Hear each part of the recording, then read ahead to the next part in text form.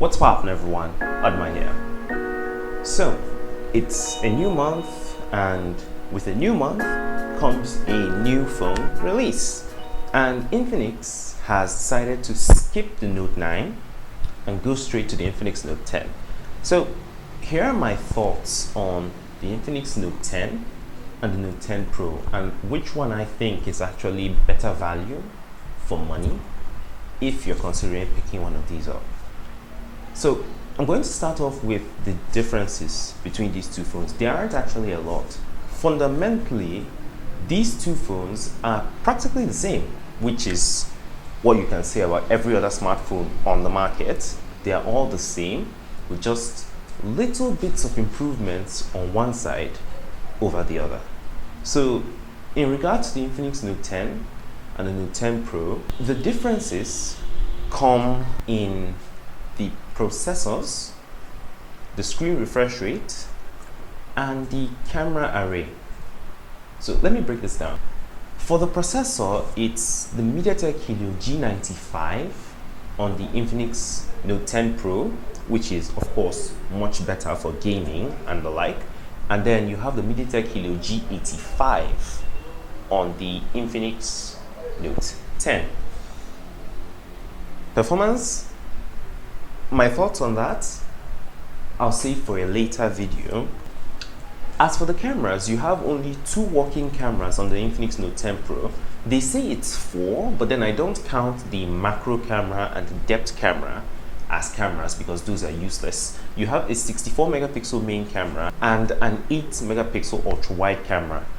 A very decent array in my opinion. But now the Infinix Note 10 has only one camera, which is the 48 megapixel main camera, and then it has a monochrome sensor and a depth sensor. Why Infinix did not just change the monochrome sensor to an ultra wide sensor, I don't ever think I'll understand. And then the screen refresh rates. The Infinix Note 10 Pro refreshes at 90 Hz as opposed to the 60 Hz of the Infinix Note 10. Now, these differences aren't much if you look through them through a very big scale. Like a 64 megapixel lens and a 48 megapixel lens, the difference in like detail of the shots may not be immediately noticeable to everyday humans. So it doesn't really make any sense to some people to spend more money for 64 megapixels unless you're a photo editor who needs as many pixels as possible to be able to do work. Now, these differences are little. Let's talk about the similarities between these two devices. Are the similarities greater than the differences? The similarities are actually not that much. The main similarities come in the battery sizes and also the screen sizes.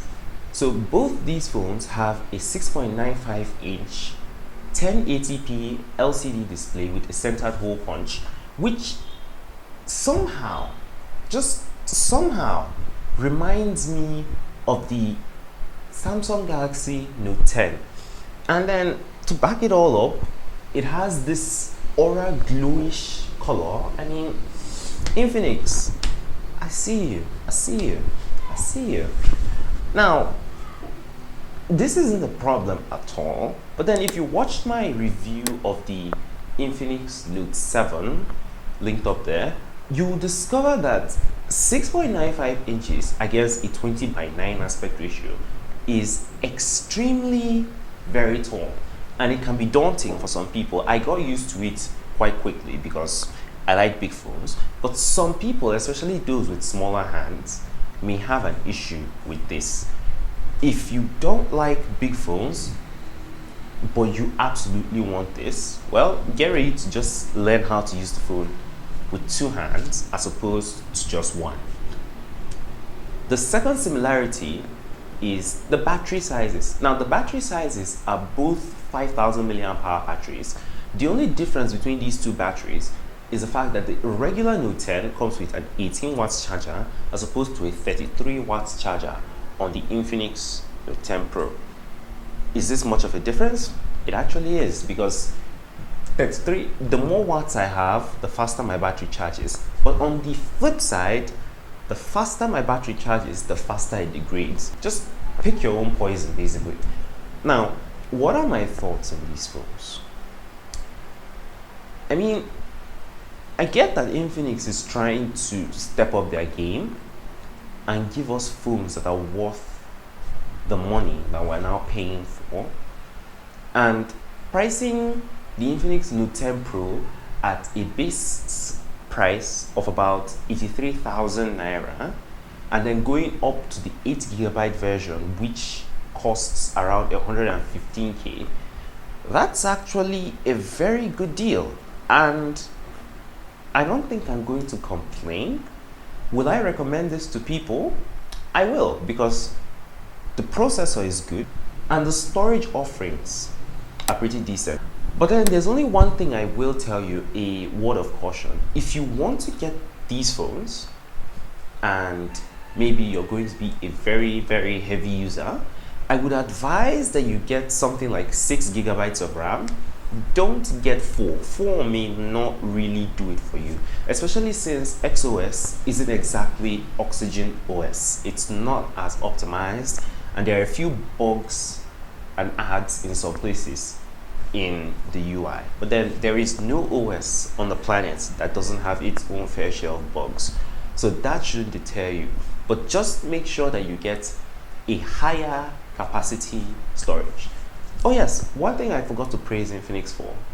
Thank you for not adding a 64GB variant to any of these phones, apart from the Note 10. Basically, 64GB of storage is very, very small, especially when you're talking in 2021 standards. 128 should like be the base model for like every phone, and I think it will actually make a lot more sense, especially since the prices of these are going way above 100,000 naira now. But let me know your thoughts on these phones. Will you buy them with these specs, or are you still around now being a little bit more cautious around Infinix and Techno devices? Let me know what you think. Thanks for watching. I'll catch you in the next video. See ya.